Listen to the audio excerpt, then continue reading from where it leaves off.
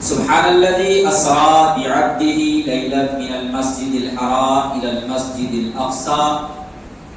اس آیت کے اندر اللہ تبارک و تعالی نے مسجد حرام سے مسجد اقصی کا تذکرہ کیا ہے۔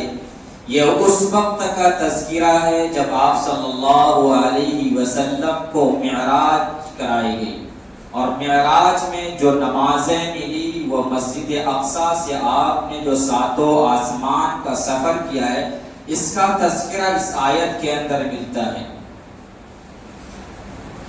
دنیا کے اندر اللہ تبارک و تعالی نے جب دنیا کو بنایا اور آدم علیہ السلام کو اس دنیا کے اندر بھیجا تو سب سے پہلے عبادت کے لیے آدم علیہ السلام نے مسجد حرم یعنی بیت اللہ یا خانہ کعبہ کی تعمیر کی۔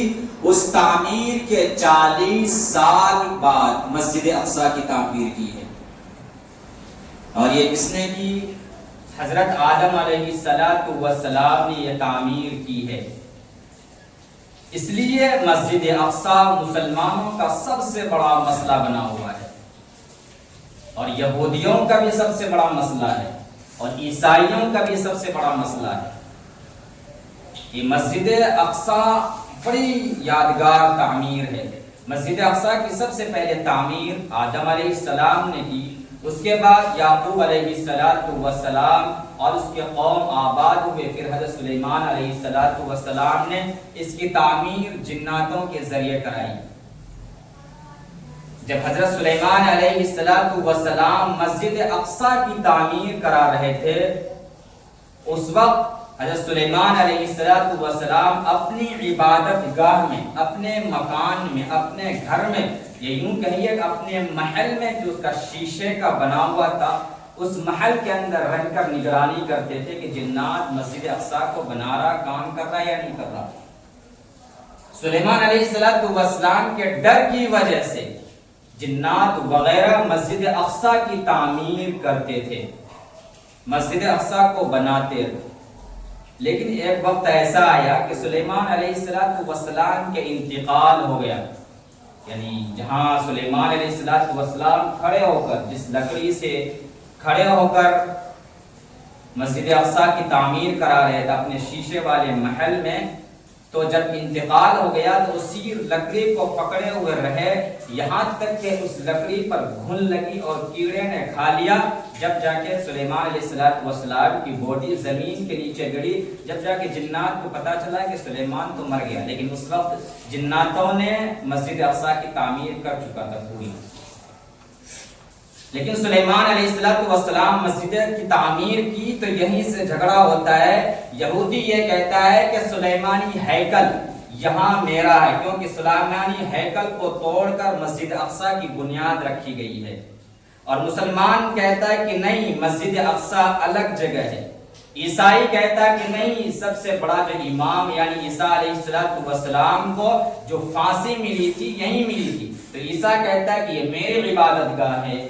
یہودی کہتا ہے کہ سلیمانی ہیکل کو توڑ کر مسجد اقصی بنایا گیا، اس کو توڑ کر ہم سلیمانی ہیکل بنائیں گے، یعنی اپنی عبادت گاہ بنائیں گے۔ اور مسلمان کہتا ہے کہ نہیں، یہ میری عبادت گاہ ہے، اس کو سلیمان علیہ السلام، یعقوب علیہ السلام اور اس سے پہلے حضرت آدم علیہ السلام نے اس کی تعمیر کی۔ اور اگر بعد کا زمانہ آئے 1400 سال کے بعد، تو آپ صلی اللہ علیہ وسلم نے مسجد اقصی سے جو معراج کا سفر کیا، ساتوں آسمان کے یہیں سے کیا، اس لیے اس کا ذکر ہمیں قرآن کے اندر ملتا ہے، اس لیے یہ عبادت گاہ میری ہے۔ تو تینوں قوم میں جھگڑا ہو گیا۔ اب یہ مسجد اقصی ملے تو کس کو ملے؟ لیکن یہودیوں کا یہ جو کہنا ہے کہ یہ مسجد اقصی میری ہے، یہ بات تھوڑی تاریخی ہے، بہت سارے لوگوں کو سمجھ میں آیا کہ نہیں، سنیں کیا بات کر رہے ہیں۔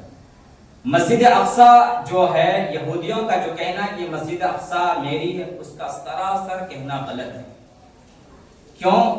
اس لیے کہ سلیمانی ہیکل، یہ معبد، یہ عبادت گاہ، یہ الگ تھی اور مسجد اقصی الگ ہے۔ کس اعتبار سے؟ قرآن کہتا ہے او کالذی مر علی قریۃ وہی خاویۃ علی عروشها قال انا یحیی ھذی بعد اماتہ اللہ مئۃ عام۔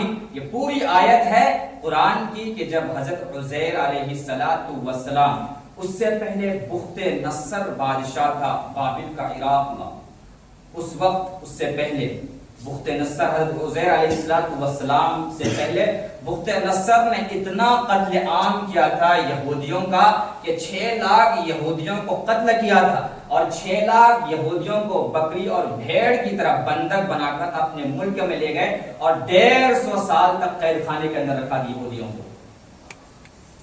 تو جب 150 سال وہ بستی فلسطین آباد نہیں رہا، بنجر تھا اور اتنا تباہی مچایا تھا، تاریخ میں لکھا ہے کہ ایک اینٹ دوسرے اینٹ سلامت نہیں تھی، کوئی سا مکان ہو، کوئی سا مسجد ہو، کچھ بھی سلامت نہیں تھا۔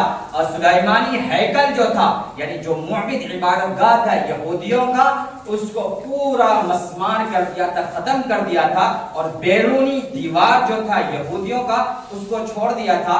آج اور آپ تاریخ میں دیکھیں گے ویڈیو آتا ہے، وہیں یہودی لوگ یہ بنا رکھا، اس پہ جا کے کھڑے ہو کر عبادت کرتے ہیں اسی دیوار پر، وہیں وہ اپنے خداؤں کو، اپنے موسیٰ علیہ السلام کو تورات کے مطابق ان سب کو یاد کرتے ہیں، اپنی عبادت کرتے ہیں۔ وہی ایک دیوار جو بخت نصر نے چھوڑ دیا تھا سلیمانی ہیکل کے نام سے، یعنی عبادت گاہ کو ختم کر دیا تھا، بیرونی دیوار کو جو چھوڑ دیا تھا وہ چھوٹ گئی تھی، اسی کے سامنے وہ جا کر سارے لوگ عبادت کرتے ہیں۔ تو وہ یہ کہتا ہے کہ وہ پورا احاطہ ہمارا مسجد اقصی بھی اس کے اندر تعمیر کی گئی توڑ کر۔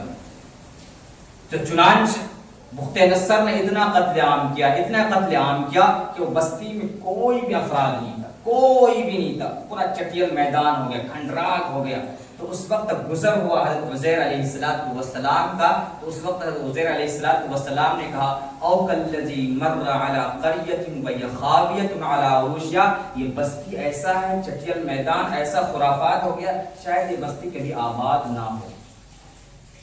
تو قرآن کہتا ہے او کالذی مر علی قریۃ وہی خاویۃ علی عروشہا قال انا یحیی ھذہ اللہ مئۃ عام، اللہ تبارک و تعالیٰ نے ایسا کیا کہ اسے وہی موت دے دی، یعنی اس کو سلا دیا، یوں کہیے کہ اس کو 100 سال تک سلا دیا حضرت عزیر علیہ السلام کو، کیونکہ انہیں شک ہوا تھا کہ یہ بستی ایسا ہو گیا دوبارہ کوئی آبادی ہی نہیں سکتی، دوبارہ زندہ ہی نہیں ہو سکتا، کوئی آ ہی نہیں سکتا اس قوم میں۔ تو اللہ تعالیٰ نے اس کو نشانی بتلانے کے لیے کہ ہاں ہم کسی قوم کو آباد کرنا چاہیں تو کر سکتے ہیں، کسی کو اگر ہم زندہ کرنا چاہیں تو کر سکتے ہیں۔ چنانچہ اللہ نے اسے دوبارہ زندہ کیا، ثم بعثہ، پھر اللہ نے اسے پوچھا بتاؤ کتنے دن تم سوئے، ثم بعثہ قال کم لبثت، قال لبثت یوما او بعض یوم، اس نے کہا ایک دن یا ایک دن سے کم، بعض دن، آدھا دن ہم سوئے۔ اللہ تبارک و تعالیٰ نے کہا کم لبثت بعض یوم او بعض یوم، قال بل لبثت مئۃ عام فانظر الی طعامک و شرابک لم یتسنہ، کہ اپنے کھانے اور اپنے پینے کی طرف دیکھو، تم 100 سال یہاں سوئے رہے، تمہارا کھانا جو پینا ہے وہ سڑ گیا، اور جس گدھے پر تم سواری کر کے آئے تھے اس کی ہڈی، اس کی گوشت پوست سڑ چکی ہے۔ الی حماری، اپنے گدھے کی طرف دیکھو، فانظر الی حماری۔ چنانچہ اس نے دیکھا تو گدھا سڑ گل چکا تھا، پھر وہ اپنی باڈی میں آ گیا اور کھانا بھی ٹھیک ہو گیا۔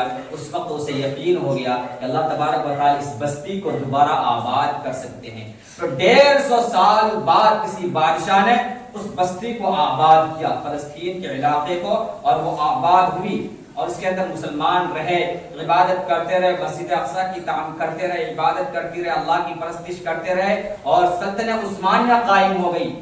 یہ تاریخ بڑی لمبی ہے، سلطنت عثمانیہ اس دور میں قائم تھا۔ اس وقت عیسائی کا حکومت الگ تھا، اس وقت لڑائی جو ہوتی تھی عیسائیوں سے، یہودیوں سے اور ایک مسلمان طبقے سے، تو سب سے زیادہ اگر لڑائی بھی عیسائیوں سے ہوئی ہے۔ تو سلطنت عثمانیہ بر اعظم، 3 بر اعظم پر قائم تھا سلطنت عثمانیہ۔ وہ اس وقت عراق، مصر، شام، ترکی، لبنان، یہ سیریا، یہ سارے ملک سلطنت عثمانیہ میں آ رہے تھے۔ یہ جتنی بھی ملک ہے، کنٹری بعد میں جو بنی عرب کا کچھ حصہ، سعودی عربیہ کا کچھ حصہ، یہ سب سلطنت عثمانیہ میں آ رہا تھا۔ اور اسے سلطنت عثمانیہ، اس طرف برطانیہ بڑی بڑی حکومت، اس طرف جرمنی، یہ لوگ بڑے بڑے حکومت والے، اور اس طرح مسلمانوں کو حکومت سلطنت عثمانیہ تھا، ساری ایک ہی کنٹری سلطنت عثمانیہ بڑے اعظم پر پورا پھیلا ہوا تھا۔ تو یہودیوں کو، عیسائیوں کو یہ گوارا نہیں ہوا کہ اتنی بڑی حکومت ہے ان کی، اس کی حکومت کو کیسے چھینا جائے، اس کی حکومت کو کیسے ختم کیا جائے۔ آج آپ کے ہندوستان میں بھی ایسے حالات آنے والے ہیں۔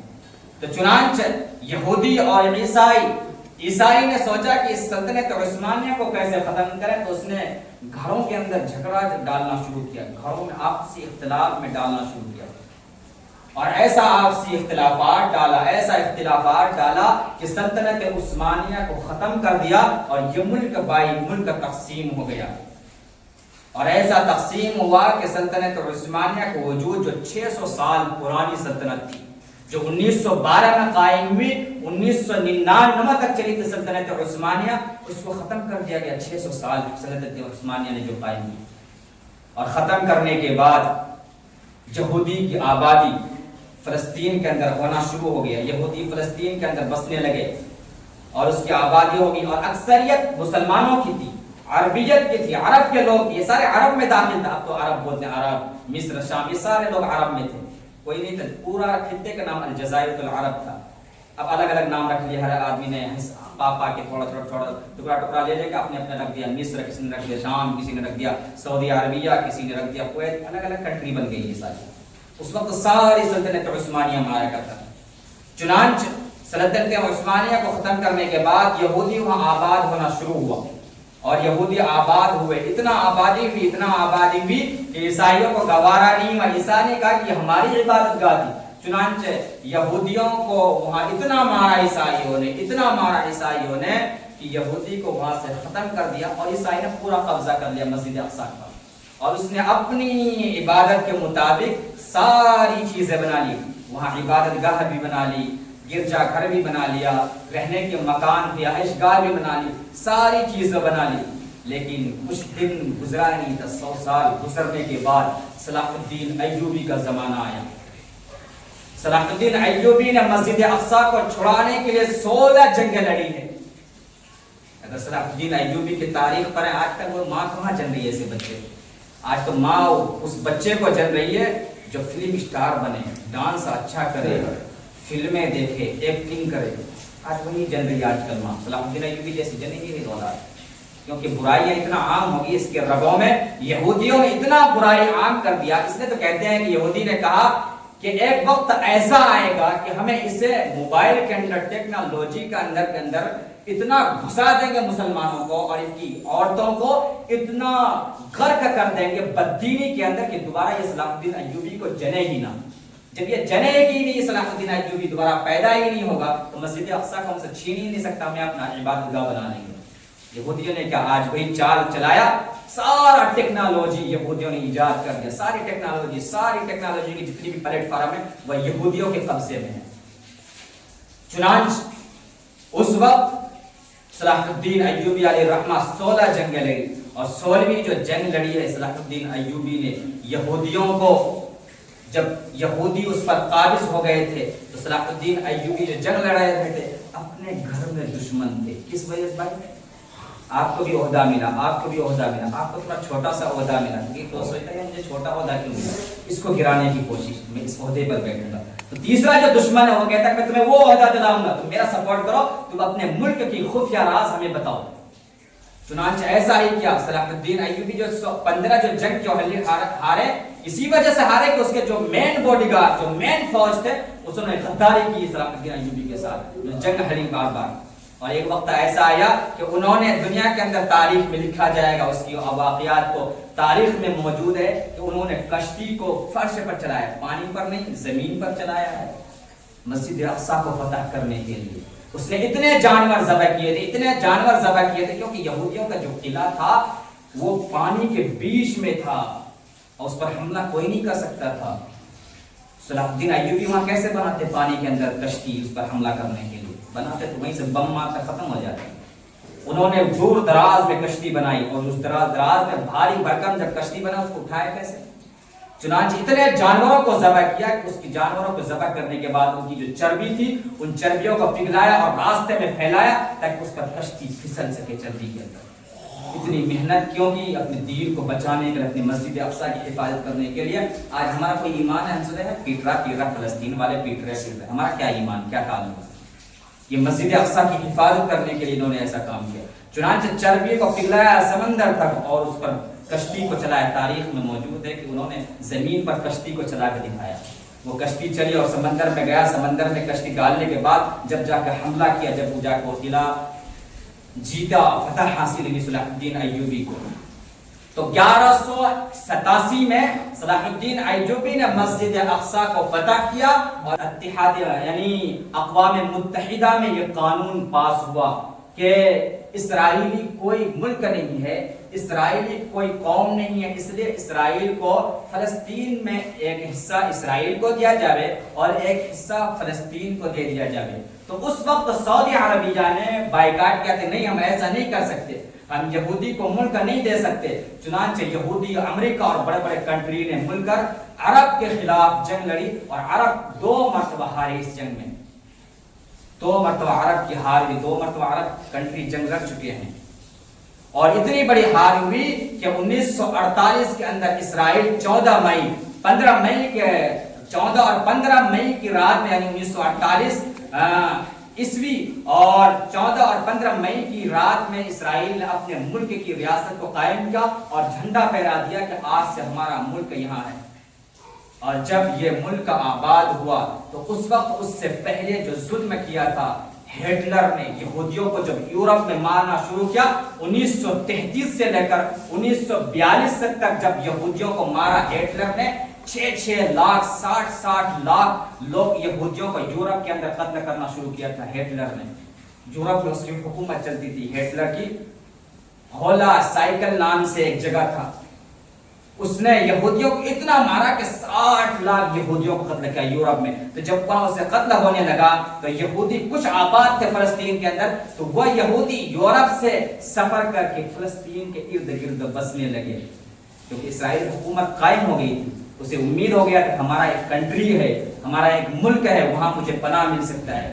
چنانچہ اس کے ارد گرد جمع ہونا شروع ہو گیا یہودی، سارے یہودی جمع ہونے شروع ہو گئے، اور آج جا کر اتنی بڑا خطہ فلسطین کے ہاتھ سے چھن گیا، اور کچھ بچا ہوا غزہ کا پٹی، گنے چنے علاقے فلسطین کے ہاتھ میں باقی ہے، اور آج روزانہ ہر دن نہ ہر دن مسلمان فلسطین کی قتل عام ہو رہی، غارت ہو رہی، ان کی خون ریزی ہو رہی۔ اور آج فلسطین کی جو مسجد اقصی ہے وہ مسلمانوں کے ہاتھوں کے چھننے کے قریب آ گئی ہے، چھننے کے قریب ہے۔ مسلمان اس کو بچانے کے لیے پتہ ہی نہیں اس کی تاریخ کو، مسجد اقصی ہے کس کی ہے؟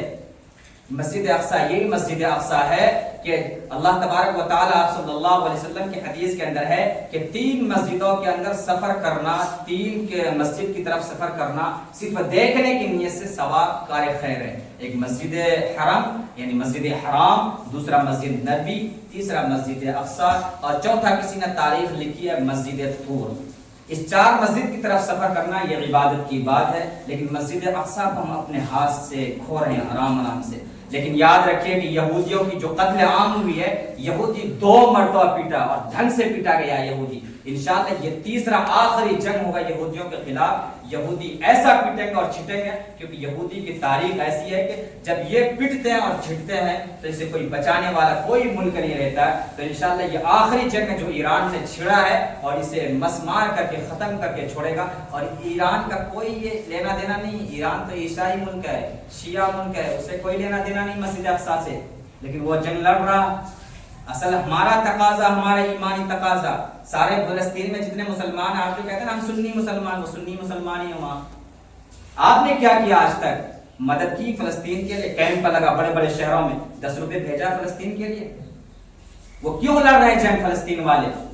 اپنے جائیداد کے لیے، اپنے پراپرٹی کے لیے، اپنے مکان کے لیے، بلکہ وہ جنگ لڑ رہے ہیں مسجد اقصی کی حفاظت کے لیے، مسجد اقصی کو بچانے کے لیے، قبلہ اول کو بچانے کے لیے، جس میں 16 یا 17 مہینے نماز ادا کی گئی ہے، اسی طرف رک کر کے مسجد اقصی کے اندر 16 اور 17 مہینے نماز ادا کی گئی۔ جب آپ صلی اللہ علیہ وسلم کو نماز ملی تو 16-17 مہینے نماز مسجد اقصی کی طرف رک کر کے ادا کی گئی، اس کے بعد مسجد حرام کی طرف نماز پڑھی گئی۔ تو ہمارا قبلہ اول ہے مسجد اقصی، اس لیے ہم اس کے لیے اتنے پریشان ہیں۔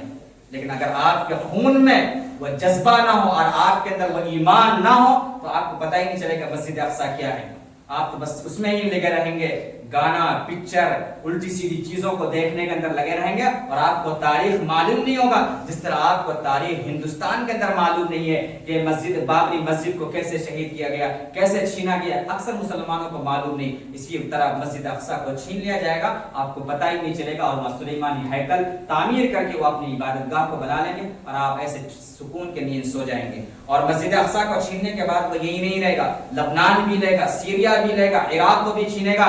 जिस तरह इराक के अंदर, शाम के अंदर बशारुल असद, हाफिजुल असद की हुकूमत थी, 2024 के अंदर यहूदियों ने उस हुकूमत को गिरा दिया था। अभी 2024 तो 2023-24 के अंदर बशारुल असद को हुकूमत को गिराया गया और वहां दूसरी हुकूमत को कायम की गई, यहूदियों ने कायम किया। तो ये सब साजिशें हमकी प्लानिंग चल रही है और हम मुसलमान सोए हुए और हम अपने मुसलमान तो ऐसे है कि मस्जिद तक आने को तैयार नहीं है, तो हम अपनी इबादतगाह की कहां से हिफाजत कर सकते हैं।